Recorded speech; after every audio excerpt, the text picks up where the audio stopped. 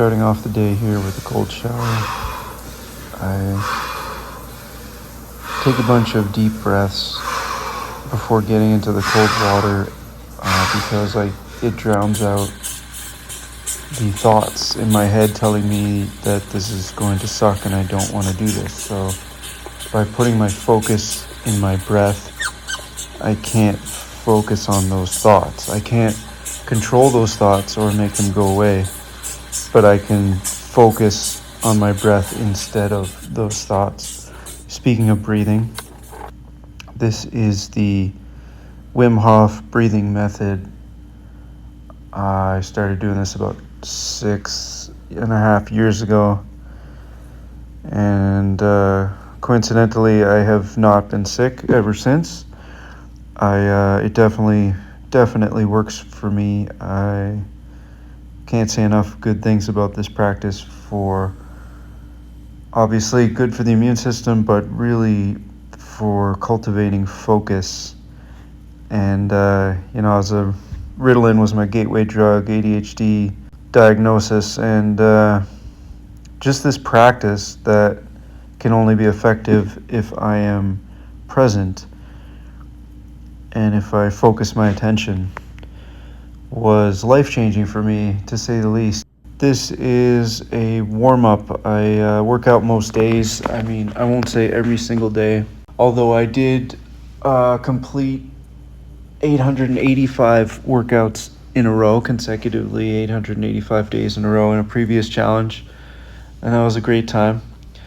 But I might miss a day or two a month on the workouts these days. I'm not on the every single day train anymore, but definitely important to warm up, get the body warm, and then the workout's usually very simple.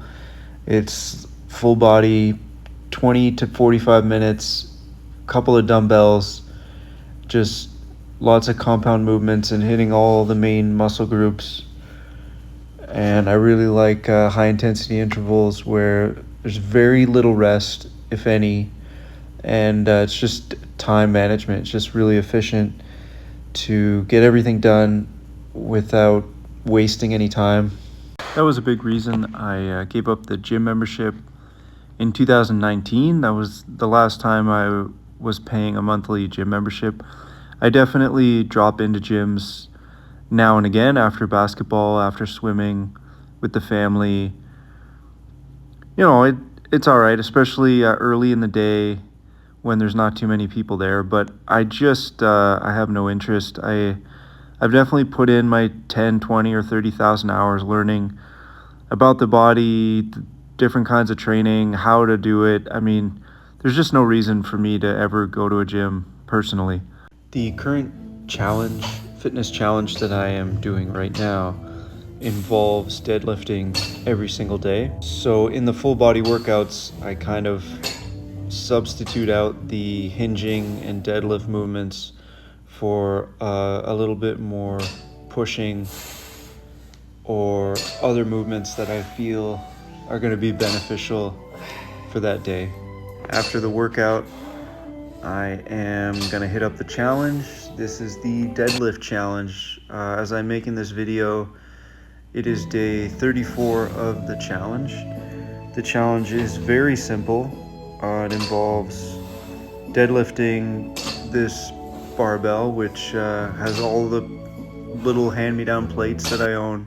I literally cannot fit any more weights onto this bar. The total weight is 295 pounds. And the rules for the challenge are just increase the reps by one. Add 1 rep every single day. So on day 1, I did 1 rep. And on day 2, I did 2 reps, and so on and so forth. So here we are at day 34. And I'm so feeling good so far. We'll see how long I can keep this challenge going. I think I misunderstood a lot when I try to share this with people. A lot of people assume I'm showing how much I can lift, which is not the case at all. I'm just documenting the consistency and discipline, and the fact that some days I really don't want to do this, but I'll just do it anyway. And I think a lot of people are more capable of that than they think they are. Either before or after the deadlift challenge, I have been getting in the dead hang. I hang for about 3 minutes. It's great for shoulder health, decompressing the spine, just stretching things out. I'm a huge fan, with or without the challenge. Big fan of the dead hang, and sometimes I do some leg raises and stuff while I'm hanging there. You already know. The world ain't all sunshine and rainbows. It's a very mean and nasty place, and I don't care how tough you are, it will beat you to your knees and keep you there permanently if you let it. You, me, or nobody is gonna hit as hard as life. But it ain't about how hard you hit.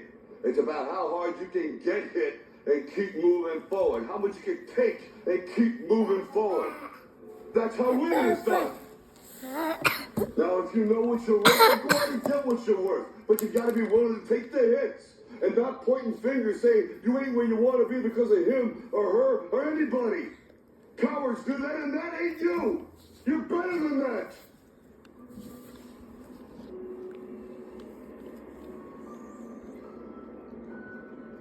I'm always gonna love you no matter what.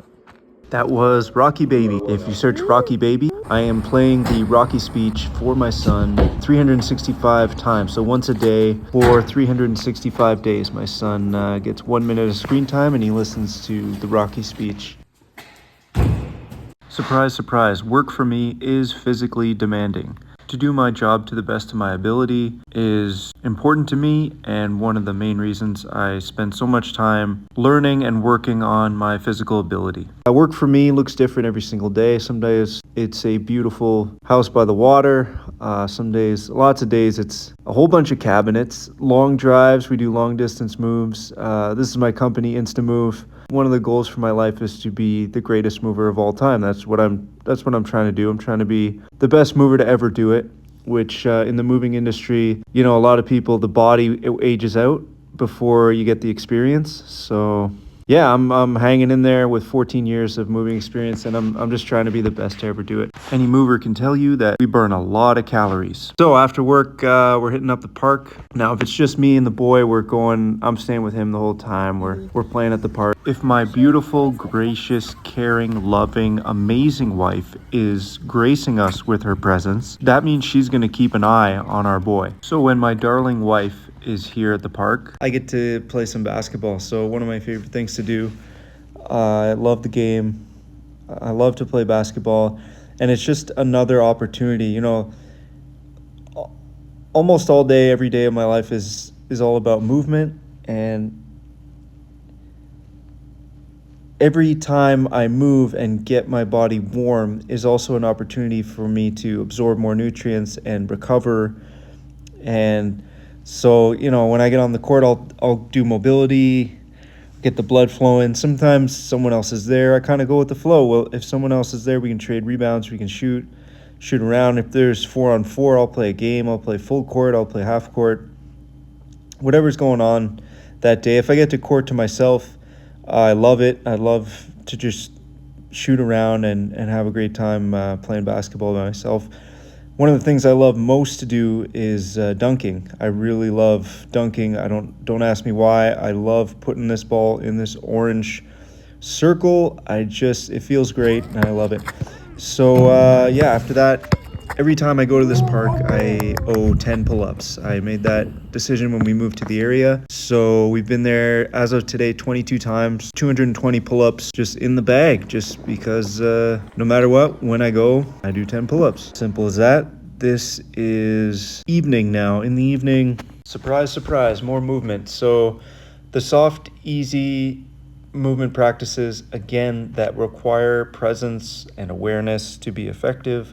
I cannot say enough good things about this. These practices are just life changers. They gave me so much. I cannot say enough good things about yoga, about qigong, about tai chi, about just bringing the focus to your breath and bringing your attention within to your body. When I do this, I find problems and create space and prevent injuries and recover so much faster and absorb nutrients better. And there's just so many positives. And yes, this was easier to do when it was just me. When I'm by myself, it's easier to keep the focus. Now with the boy, I mean, it can be challenging sometimes, but it's still well worth it. And it also helps me be more present with him, which is worth so much. I can't even begin to express how much that is worth to me. So I always recommend these practices to anyone who will listen to me when they ask. Yeah, I mean, I don't care about what it's called or what the label is. It's just pay attention, be present.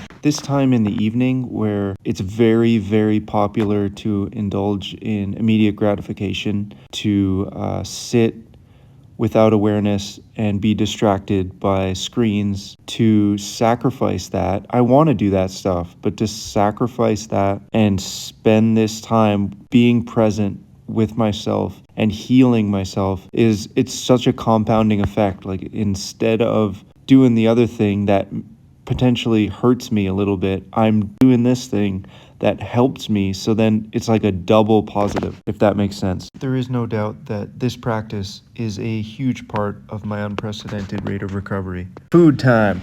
I'm a big fan of Vector cereal. I'm always using 3% milk. Fat's good energy. Honey Nut Cheerios in there too. I eat a lot of protein pancakes. I ate most of this one before taking the picture.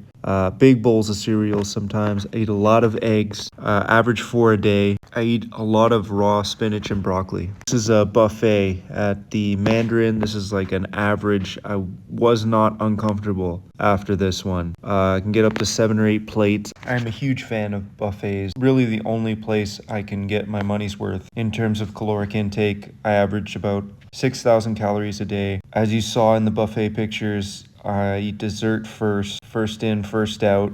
If you know, you know, for the morning workouts. If I do eat after dinner ever, it's I'm just having a protein shake. Basically, I try to make sure I get 1 gram of protein per pound of body weight and then eat whatever I want. Lots of carbs, lots of fats, need the energy every day. Thank you for watching.